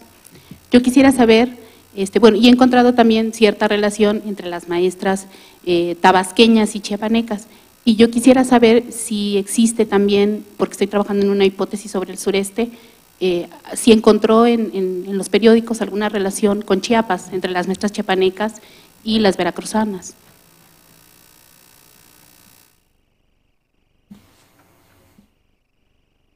Gracias. Yo estoy muy impresionada por los trabajos, por las 3 ponencias y porque por muchos años dijimos que no había fuentes, que no existían los documentos que se necesitaban para escribir este tipo de historias. Y bueno, estaba al tanto de las fuentes de Ana María, de Verónica, que son riquísimas. No me imaginaba que ustedes hubieran encontrado lo que encontraron, Rosa María, y creo que sí es un material muy rico.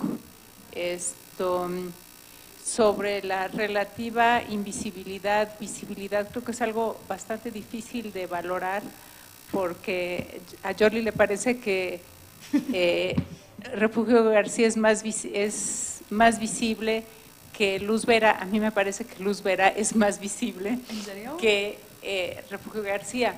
Yo creo que en ambos casos tenemos fragmentos, tenemos fichas biográficas, algunos perfiles y muy poca historiografía crítica en que apoyarse. Por eso es muy difícil hacer lo que idealmente creo que tú estás proponiendo que se haga, ¿no? O sea, tomar distancia con las fuentes, porque no tienes otros autores o tienes muy pocos autores con los que puedas trabajar para distanciarte y no sobrevalorar algunas cosas, ¿no? Por ejemplo, Ana María, yo no pienso que Luz Vera haya sido una intelectual y que haya sido una de las principales intelectuales. Creo que ahí sí como que el contexto, la distancia sí va a enriquecer, pero a lo mejor no en esta primera visión del trabajo. Ya lo que se ha hecho de encontrar las fuentes y de hacer una cronología mínima y los cortes y todo, pues es muy importante. Sí creo que el entorno y la revolución pues es una pregunta obligada, y capaz que no importó tanto, ¿no? O sea, no es para que sí haya tenido mucha relevancia en las respectivas vidas. A la mejor, bueno, creo que la de Refugio García sí, pero a lo mejor a Luz Vera no importó, no transformó mucho de su trabajo, porque lo que hizo en la época de Vasconcelos, pues creo que ya lo hacía desde antes, ¿no? Y una fuente que me pareció muy importante, pero que casi no, bueno, que no comentaste y que creo que sería riquísima, son los libros de autógrafos.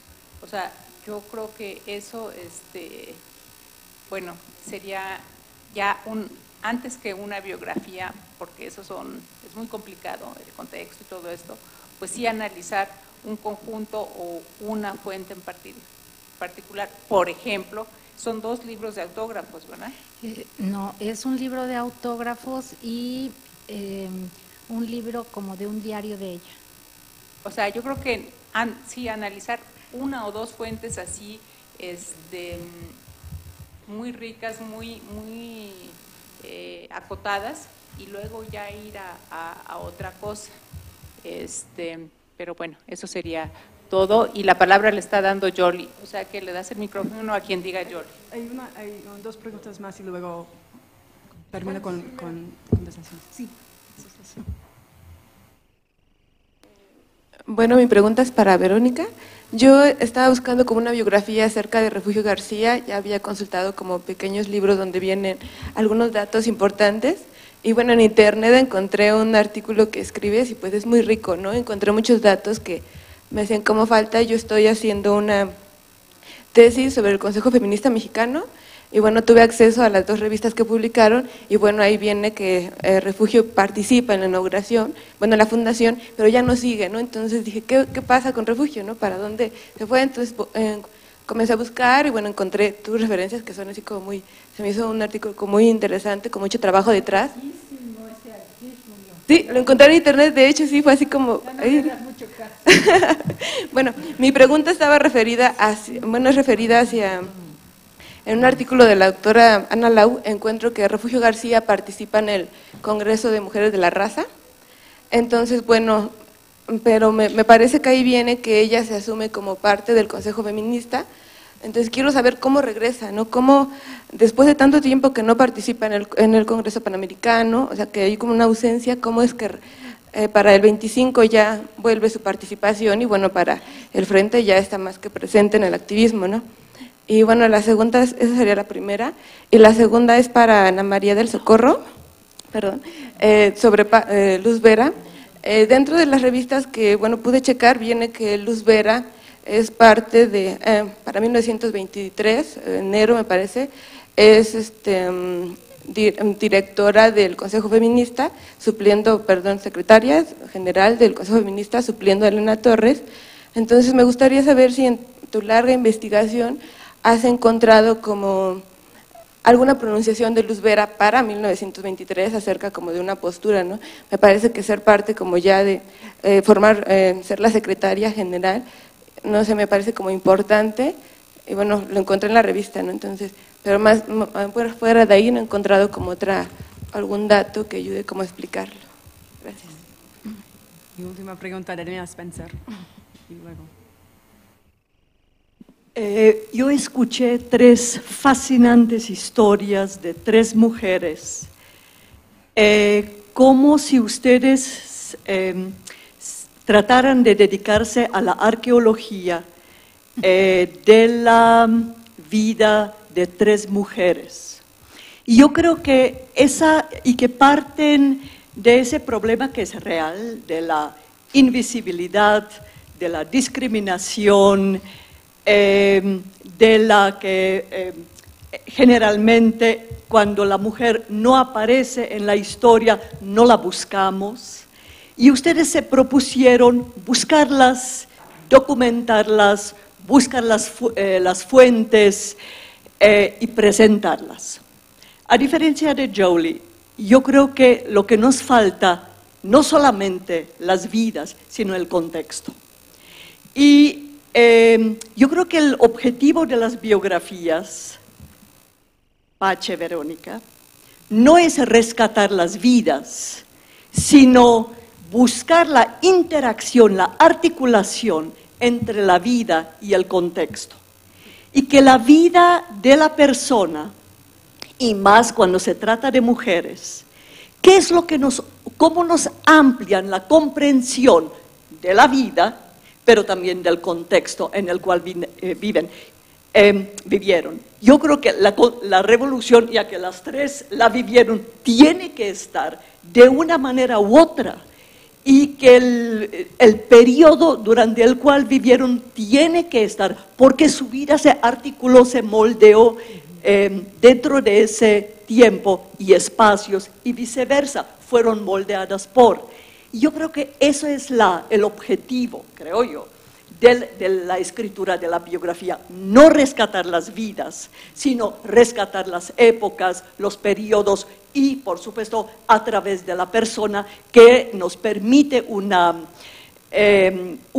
subjetivización de la época que de otra manera, y mucho menos a través de los hombres que no se dedican a esos asuntos, me refiero a los biografiados, que ocultan muchas veces, y nosotras las chismosas sí nos manifestamos emocionalmente mucho mejor. Me faltó en los 3 casos, ya se mencionó, la parte sexual, erótica. Estas secretarias, ¿cuánto nos debieron haber sufrido en manos de los hombres? Y yo creo que esa parte tiene que estar.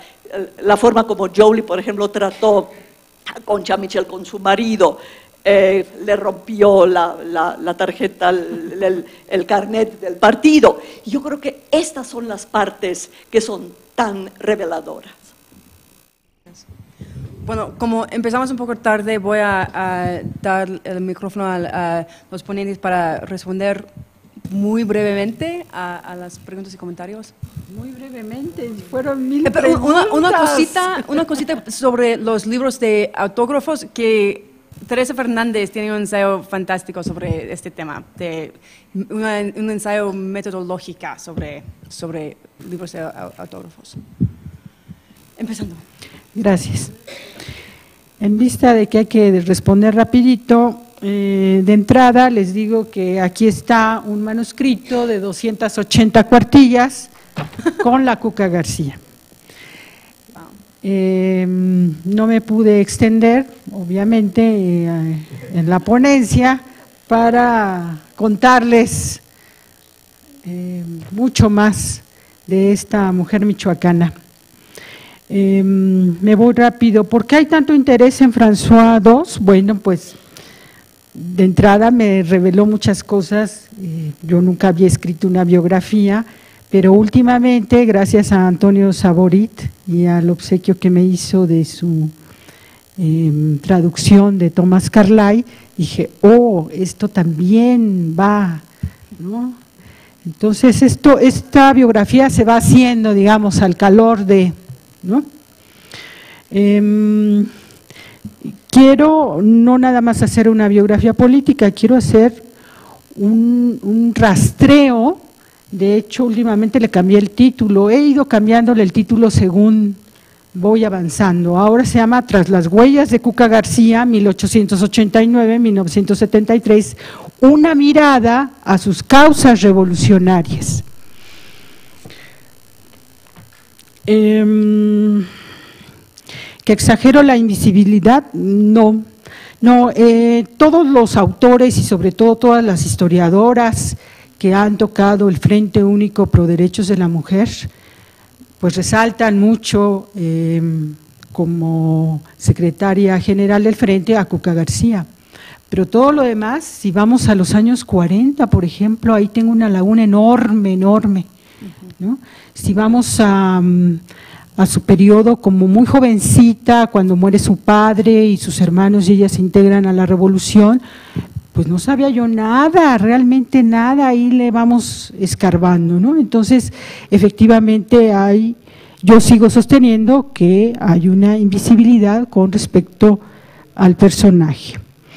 Vida íntima de Cuca, pues muy poco a través de las cartas, ¿no? Sus sentimientos, en sus programas, en sus informes, en sus dictámenes acerca de las mujeres, sobre todo no toca directamente la cuestión de la anticoncepción, ella más bien está preocupada por las mujeres que van a ser madres, que están embarazadas, las condiciones de las mujeres, ¿no? Cómo allegarles nuevas formas y nuevos elementos para que estas mujeres no estén tan desvalidas, ¿no? Finalmente, a propósito de lo que decía ahora Daniela Spencer, es que no me quiero cargar en un sentido o en otro. Yo quiero hacer como un telón de fondo, un gran fresco histórico, ¿no? En el momento en que nace Cuca, las condiciones regionales de Taretan, donde ella nace, cerca de Uruapan, en Michoacán, y de ahí ir contando la historia de ella y atrás todo el contexto histórico. Entonces tiene que haber un equilibrio, ¿no? Eso me ha preocupado siempre, ¿no? Que no, bueno, sí soy muy pasional en mis historias, en todas las que hago, en todas las que he escrito. Efectivamente, notarán mucha pasión y no me preocupo mucho por la objetividad en la historia, ¿no? Pero que sí haya un equilibrio donde esté ese gran fresco histórico, la Revolución Mexicana, cómo ella se inicia muy jovencita, etcétera, etcétera, cómo se va radicalizando, cómo se vuelve comunista, etcétera, etcétera. Y efectivamente presentar su dimensión pública y su dimensión humana, ¿sí? No tuvo hijos, adoptó a la hija de una hermana, Sara Carmona, que después se casó con un Zárate, Sara Carmona de Zárate, y no sé prácticamente nada, muy poquito, datos muy escuetos.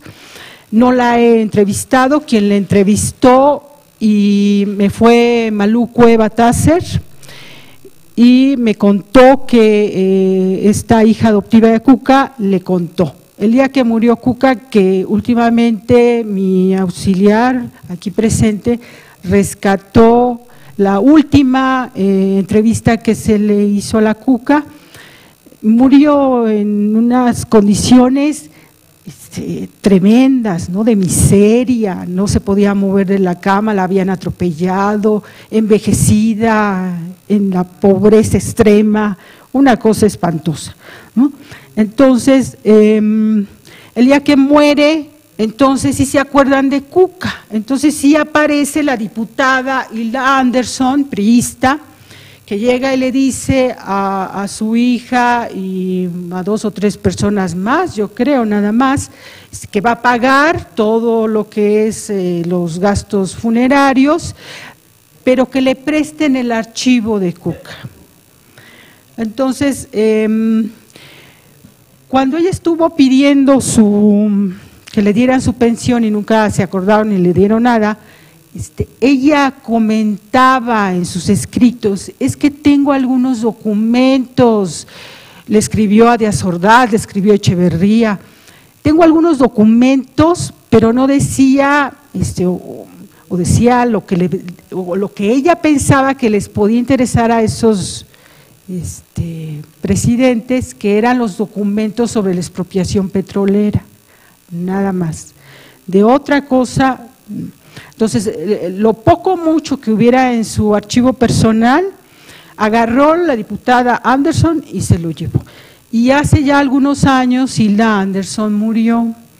Entonces, antes de morir, Malú Cueva la estuvo buscando mucho a Hilda Anderson y nunca le quiso mostrar nada, ¿no? No le decía que sí o que no tenía el archivo, pero nunca le prestó nada y Malú Cueva no vio nada. Entonces yo por ahí yo no le busqué. Lo único es que Malú Cueva consiguió de Sara Carmona, viuda de Zárate, el original, Malú Cueva vio el original de los datos biográficos escritos de puño y letra. Son 2 cuartillas, no es más, ¿no? Y puso lo que a ella le convenía decir en ese momento, que era 1937, cuando ella estaba haciendo campaña para llegar a la Diputación Federal. Entonces, yo creo que por ese lado la tengo bastante perdida, ¿no? También en su vida muy íntima, afectiva, con Manuel Díaz Ramírez, solo lo que menciona en las cartas de los años 20 que me pasó la doctora Rina Ortiz, pero no más. O sea, no sé si hasta cuándo fueron pareja, cuándo se separaron, etcétera, etcétera, ¿no? Los gente michoacanos que la conocieron, en algún testimonio dicen, ay, es que Cuca se fue a vivir con su célula roja, ¿no? Pero no dicen quién era la célula roja, ¿no? Sí tengo el contexto de que tuvo más de una pareja, eso sí creo que fue así, pero al menos de lo que llevo hasta hoy, no pudiera yo hablar más de muchos de sus intimidades, digamos, más, pero bueno, lo más que se pueda rescatar, lo voy a hacer, ¿no? Y no es que vuelva en 1925, la Cuca está ahí, pero hay que buscarla, no se fue a ningún lado, ahí estaba presente, estaba su activismo feminista. Pero yo creo que le ganaba mucho también cierto paternalismo y cierto sectarismo que adquirió a lo largo de su militancia comunista, porque se peleó con muchas mujeres que eran sus grandes amigas y que después En 1938, cuando ella quiere ser dirigente como secretaria femenil del Partido de la Revolución Mexicana, que se está integrando en ese momento, las mujeres con Concha Mitchell por delante la echaron para atrás y le cerraron la opción de ser la secretaria de la sección femenil del PRM. Entonces, yo creo que también es su carácter que es el que todavía, pues estoy en esas, ¿no? Buscándolo, mucho de su carácter, de sus ideas, de su imaginario comunista, le impedían como mediar, ser un poco menos acelerada y bueno, fue comunista, llegó a ser dirigente del partido en 1927. Me da mucha tristeza que ella está firmando una resolución del Partido Comunista en contra de León Trotsky, ¿no? Digo, esta mujer que era de un espíritu libertario, ¿por qué firmó eso, no? Pero bueno, hay que entenderla en su contexto, ¿no? En fin, ya lo dejo ahí porque creo que ya me acelero mucho. Muchas gracias. Bueno, si la compañera tiene 280 páginas, yo tengo 30, o sea, en realidad yo estoy haciendo un trabajo sobre la Escuela Superior de Niñas de Jalapa, que fue la antesala de la Escuela Normal Veracruzana. Esta escuela empezó a preparar a las niñas como profesoras, entre otras, porque también las preparaba. En esta escuela había dos tipos de alumnas, las alumnas regulares, que se llamaban así, alumnas, y las que solamente iban a tomar un curso, 2, 3 o 5, eran las cursantes. Entonces, el plan de estudios de la escuela estuvo cambiando mucho hasta que tienen un plan de estudios en 1890 en el que participa Repsamen y ya las preparan, pues metodológicamente hablando, pues con más bases para ser maestras. Pero esta escuela, antecesora de la normal, prepara a las alumnas, cambia lo que se había estado pidiendo como características de las maestras, al menos en algunas escuelas de Veracruz, de que fueran señoras mayores de edad y, si es posible, viudas. Entonces, ellas eran unas señoritas. Luz Vera ingresa de 10 años, egresa de 14 años y empieza a laborar como maestra, así como ella, pues muchas más. Entonces, a mí me cautivó realmente porque, sí me cautivó, porque cómo fue posible que sí lo hicieron muchas, algunas otras se vinieron también a trabajar a la Ciudad de México, pero Luz Vera lo hace. Si yo cuando llego a la Ciudad de México todavía tengo problemas de que pues me sé desplazar en metro, pero ya fuera no mucho, entonces ella tuvo que lidiar con un contexto pues tampoco conocido para ella. Además, yo empecé estudiando las profesoras egresadas de la Escuela Normal Veracruzana y me encuentro, por ejemplo, en la primera egresada, que fue Genoveva Cortés, que hay una recomendación expresa de Repsamen para que ella sea aceptada como maestra en la escuela de profesoras. Y Luz Vera tiene que luchar con ella, o sea, por ella y abrirse camino. Y ella, desde que está aquí, empieza a estudiar en la Escuela de Altos Estudios, que la doctora Cano la tiene identificada, hace una pequeña biografía de las egresadas y tiene a Luz Vera, y en otros trabajos yo siempre la he citado. Entonces, es visible, pero para la mayoría de la gente no es visible Luz Vera. Para las veracruzanas, desafortunadamente, y los veracruzanos no la conocen.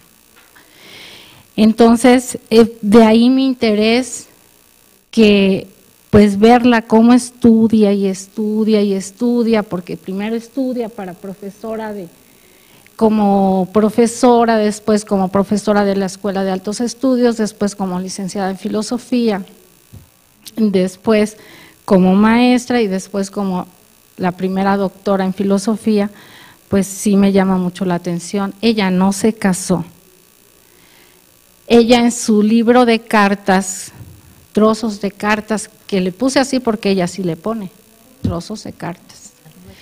Entonces ella dice que tuvo un amor a los 16 años y ese amor la marcó porque ya no pudo querer a otra persona y se dedicó a trabajar, pero además cuando ya tiene una posición, creo, pues buena porque imparte clases, está en la Escuela Normal de Profesoras, acepta irse como maestra misionera, es la primera maestra misionera en Veracruz en 1922, en un lugar que hasta la fecha, bueno, pues está todavía abandonado de la mano de Dios, pero a ella dice que ella va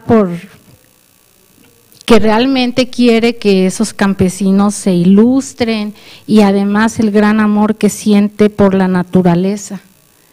Y de ahí sus temas de la danza, porque dice que los árboles al menearse tienen un ritmo, una danza, y ese es su tema de tesis, la danza.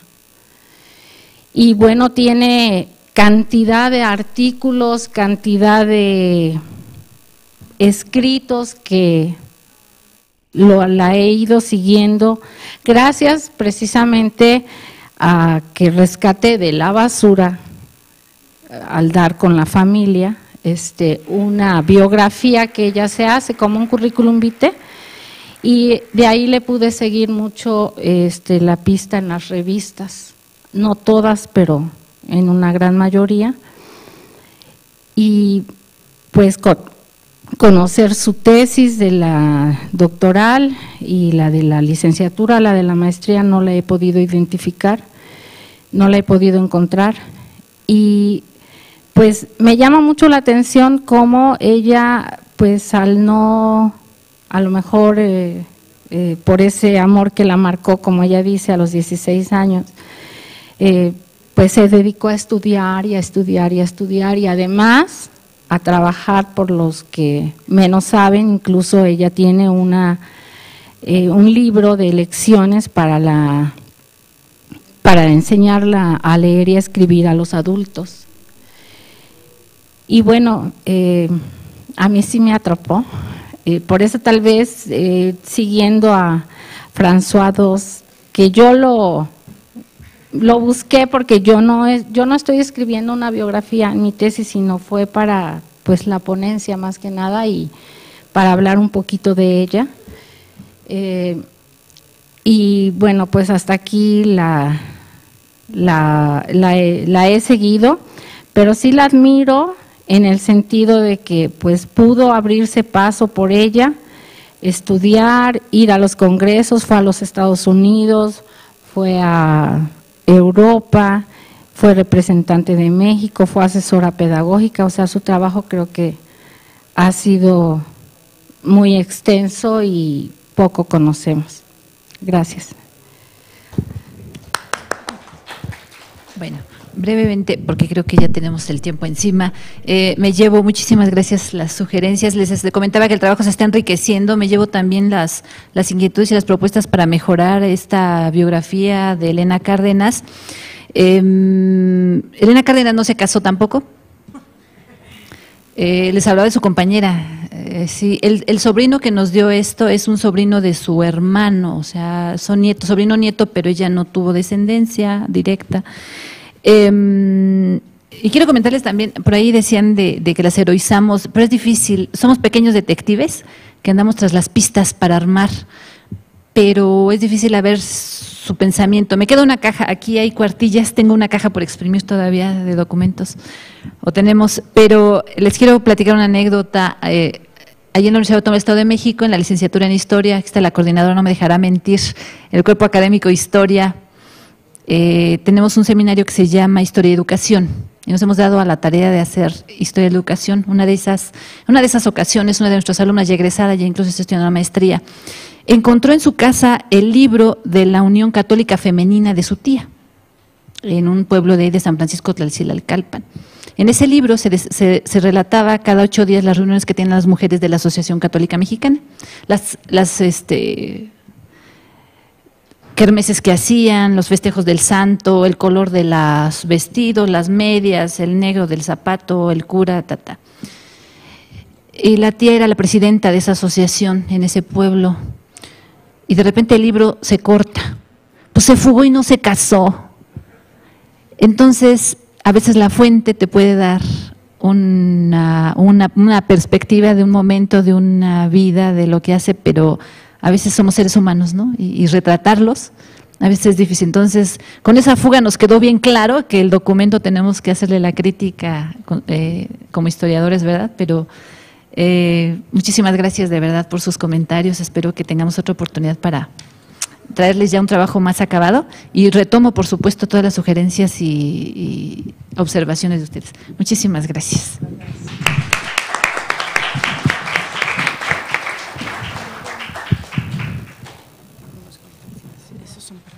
Ay, sí, gracias.